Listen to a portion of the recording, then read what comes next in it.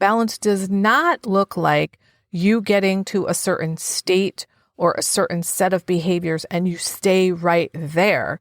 It's the continual back and forth, where you do a little bit of adjusting here, a little bit of adjusting there. That is what balance is. It's not a static point.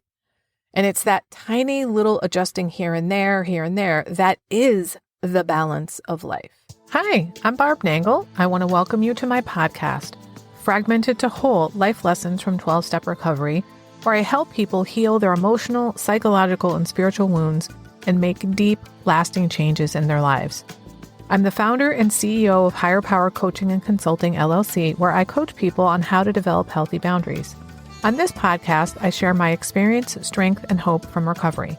I don't support or endorse any particular 12-step recovery fellowship, and I don't claim to speak for any particular 12-step fellowship.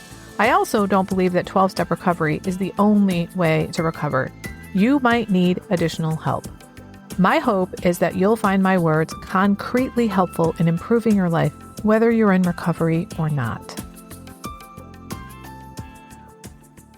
This is episode 177, What Balance Really Is and How to Get There and Stay There. One time when I was coaching a private client, she mentioned how she keeps trying to get to balance and she's just not able to get there.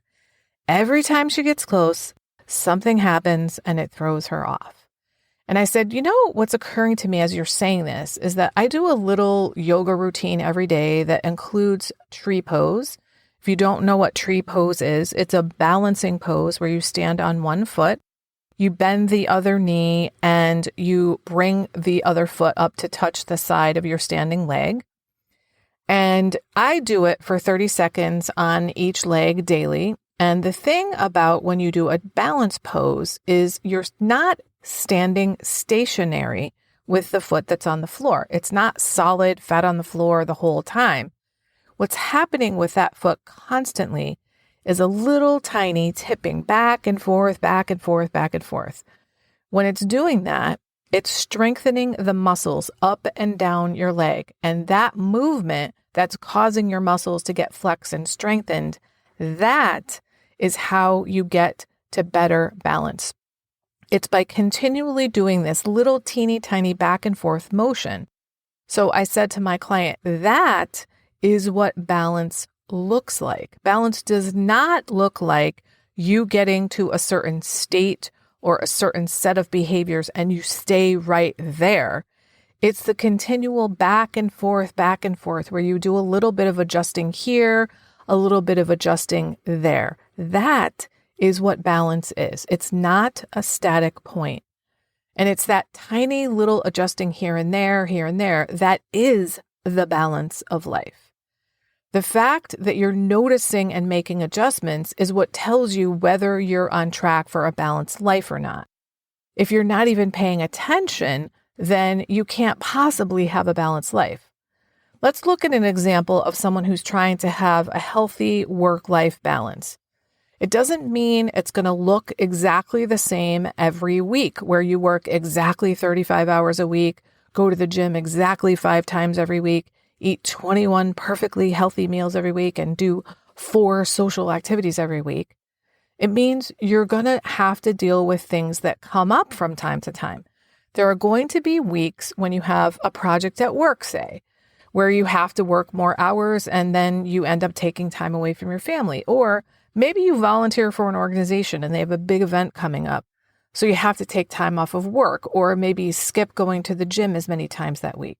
In order to decide whether you're living a balanced life, it might make more sense to look at a week or a month rather than a day, because things come up, even when we live our lives on purpose. And I'd say, especially if you live your life on purpose, you'll be encountering all the richness of life the more you get involved in things that you value, which means more things will come up that you want to get involved in.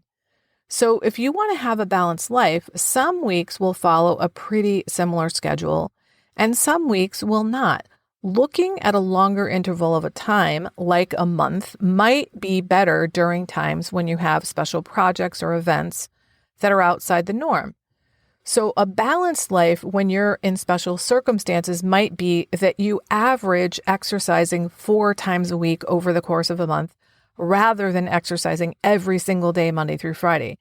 And that 80% of your eating are healthy meals, not necessarily every single meal, because maybe you have to eat out a lot more often. In order to have a balanced life, you want to have some sanity, and that means there's got to be a little bit of give and take here and there. If you know your life is completely out of balance in one area, then you start fiddling with it. You fiddle a little bit here and a little bit there. And when you start learning how to balance on one leg, you fall over a lot. And what you do to catch yourself is to put that other foot down just for a moment to get you back to balance. Then you pick that leg back up again and rest it again on the side of your standing leg. And you do it as often as you need to. You're still strengthening the muscles of the standing leg, even when you keep having to put the other foot down momentarily. There are some days where my balance in tree pose is better than other days, yet I do this balance pose every day, and I've been doing it for years. So I'm way better than I used to be. But still, there are days when I'm better at balancing than other days. That's just the way it is. And I have found the same to be true with life balance. Now, I actually have a measure of life balance now, but I was never able to achieve that before recovery. Don't get me wrong, it's always a work in progress. That's what I'm saying here. The thing I find myself most needing to work on is leisure time. I'm really good at the self-care stuff, and I have good boundaries around my part-time jobs and my business, but I often need to be more purposeful about getting in leisure time. In fact, a few months ago, I put into my schedule every week sacrosanct barb time on my calendar so that I ensure that I have at least one chunk of leisure time every week.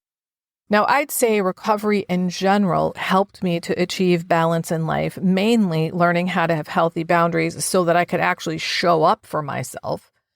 I think the most important thing that helps me to maintain my balance is my nightly inventory. I do have an episode about why it's important to take a daily inventory. If you want to check that out, it's episode 42. I'll put that in the show notes. And even if you're not willing to take a daily inventory, the way to maintain balance in your life is to do some kind of regular check-in with yourself. The way I coach my clients is to identify their top 5 values and to check in on a regular basis with themselves about how they're doing regarding living in alignment with those values. If you use your values as a basis by which to live your life, then they will be a guide for you about what balance looks like for you, because it's going to be different for everybody. Now, if your values change, which they often do over time, then what balance looks like will change over time too. So my suggestion to you is stop thinking that life balance is a static point that you'll achieve and stay there. Real balance requires constant motion, a little bit of adjusting here and there, here and there. When you get to the point where you're relatively satisfied with your life balance, make sure to do some kind of regular check-in with yourself to help yourself determine whether you need to make some adjustments or not. I was recently reminded by a friend that when I first started recovery, I didn't feel lovable. I almost can't believe that I used to feel that way, and that I kind of forgot something so profound, because I truly love myself now. And I want that for everybody. If you don't love yourself, there's literally nothing that can make up for that. I created something exclusively for my private clients, since many of them don't love themselves. And I've now opened up my private vault to share it with up to 10 people individually. It's called the Self-Love Sprint. You'll grow to love yourself and truly feel worthy, so you can stop saying yes when you really want to say no, stop neglecting yourself and putting everyone else first, stop saying all kinds of nasty shit to yourself, That is not what people who love themselves and feel deserving do. You'll stop being afraid that others will think that you're selfish for taking time to care for yourself. This is also for you if you don't really know who you are because you've always been such a fucking chameleon. Go to higherpowercc.com/lovesprint. Remember, I'm only offering 10 of these, so don't wait. If you like this podcast, and I'm guessing you did or you wouldn't still be listening, then you're gonna love the other things I have to offer. If you'd love pre-release podcast scripts and episodes before anyone else gets them, or if you'd love access to content from my private vault that I developed exclusively for my private clients, which is like having a work session with me without me actually being there, go to patreon.com/higherpowercoaching. There are 3 tiers ranging from as low as $4 up to $24 a month. You'll also love my weekly newsletter, Friday Fragments, which has content very similar to the podcast. You can check it out at fridayfragments.news. That's fridayfragments.news. Please like and subscribe to my podcast on your favorite podcast outlet. I'd also love it if you'd leave a review, which you can do either in the show notes or on Apple Podcasts. It really helps other people find my podcast so they can get the benefits you've gotten from listening. If someone came to mind when you listen to this particular episode, please share it with them. And my favorite place to hang out on social media is Instagram. I'm at Higher Power Coaching. Please DM me there. I'd love to hear what you got from this episode. I run group and private coaching programs on building healthy boundaries. Whether you need help with boundaries in your personal, professional, or romantic life, I can help. Head on over to barbchat.net, where you can hop onto my calendar for a free 30-minute Better Boundaries consultation. My ideal client is someone who is ripe for change. If that's you, I would love to work with you. My goal with all my work is to help you make lasting changes in your life like I've made deep, lasting changes in my life. Remember, it's never too late to recover. No one is beyond hope, and healing is possible. Thanks for listening.